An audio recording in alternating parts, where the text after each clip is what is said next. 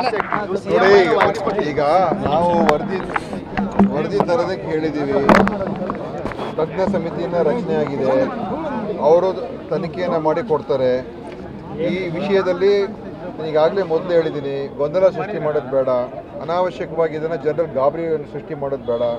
ಯಾಕಂತ ಹೇಳಿದ್ರೆ ಅದರಲ್ಲಿ ನಿಜವಾಗ್ಲೂ ಏನಾಗಿದೆ, ಏನು ಕಾರಣ ಏನು ಅಂತ ವೈದ್ಯಕೀಯವಾದಂಥ ರೀತಿ ನೋಡ್ತಾರೆ, ತಜ್ಞರು ನೋಡ್ತಾರೆ. ಅದಕ್ಕೋಸ್ಕರ ಬಂದಮೇಲೆ ಹೇಳೋಣ. ಸುಮ್ಮನೆ ನಾವು ಜನರಲ್ಲಿ ಗಾಬರಿ ಸೃಷ್ಟಿ ಮಾಡಿಬಿಟ್ಟು ಹೃದಯಾಘಾತ ಏಕದಮ್ ಹೆಚ್ಚಾಗ್ಬಿಟ್ಟಿದೆ. ಹೃದಯಾಘಾತ ಹೆಚ್ಚಾಗಿರೋದು, ಕ್ಯಾನ್ಸರ್ ಹೆಚ್ಚಾಗಿರೋದು ಇಡೀ ದೇಶದಲ್ಲಿ ವಿಶ್ವದಲ್ಲೆಲ್ಲ ಆಗಿದೆ. ಯಾಕೆಂತ ಹೇಳಿದ್ರೆ ನಮ್ಮ ಜೀವನ ಶೈಲಿ, ನಮ್ಮ ಆಹಾರ ಪದ್ಧತಿ, ನಮ್ಮ ಒತ್ತಡದ ಜೀವನ ಇದೆಲ್ಲ ಇರುವಂಥದ್ದು ಆಯಿತಾ. ಅದ್ರ ಬಗ್ಗೆ ನಾವು ಸಾಕಷ್ಟು ನಾವೆಲ್ಲರೂ ಮಾತಾಡ್ತಾ ಇರ್ತೀವಿ.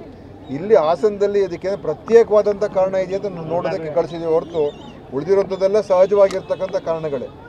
ಅದರಿಂದ ನಾವು ಇದರಲ್ಲಿ ಏನೇನೋ ಊಹಾಪೋಹಗಳಿಗೆ ಒಳಗಾಗ್ತಕ್ಕಂಥ ಅವಶ್ಯಕತೆ ಇಲ್ಲ, ಆಗಬಾರ್ದು. ದಯವಿಟ್ಟು ಇದನ್ನು ಒಂದು ರೀತಿ ವೈಭವೀಕರಿಸುವಂಥದ್ದು ಕೂಡ ಬೇಡ. ಆದರೆ ವರದಿ ಒಂದು ತಜ್ಞ ವರದಿಯನ್ನು ಬಂದ ನಂತರ ನಾನು ಮಿಕ್ಕಿದರೆ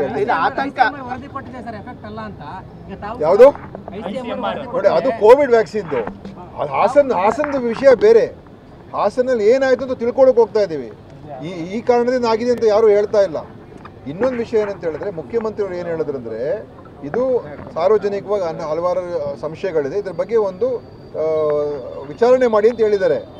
ಅದರಿಂದನೇ ಆಗಿದೆ ಅಂತ ಯಾರೂ ಹೇಳ್ತಾ ಇಲ್ಲ. ಮತ್ತು ಕೋವಿಡ್ ವ್ಯಾಕ್ಸಿನಿಂದ ಸಾಕಷ್ಟು ಜನರಿಗೆ ಅನುಕೂಲ ಆಗಿದೆ, ಲಕ್ಷಾಂತರ ಜನರ ಬದುಕು ಉಳಿದಿದೆ, ಅದ್ರ ಬಗ್ಗೆ ಅನುಮಾನನೇ ಇಲ್ಲ. ಮತ್ತು ಕೋವಿಡ್ ವ್ಯಾಕ್ಸಿನಿಂದ ವಿಶ್ವ ಮಟ್ಟದಲ್ಲಿ, ದೇಶದ ಮಟ್ಟದಲ್ಲಿ ಸಂಶೋಧನೆ ಮಾಡಿದ್ದಾರೆ, ರಿಸರ್ಚ್ ಮಾಡಿದ್ದಾರೆ.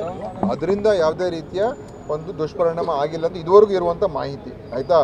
ಅದಕ್ಕೋಸ್ಕರ ಆದರೆ ಆವಾಗವಾಗ ಬೇರೆ ಬೇರೆ ಥರ ಡಾಕ್ಟ್ರುಗಳು ಹೇಳ್ತಾ ಇರ್ತಾರೆ, ಸರ್ ಈ ಕೋವಿಡ್ ಬಂದ ಮೇಲೆ ಏನೋ ಆಗಿದೆ ಅಂತ.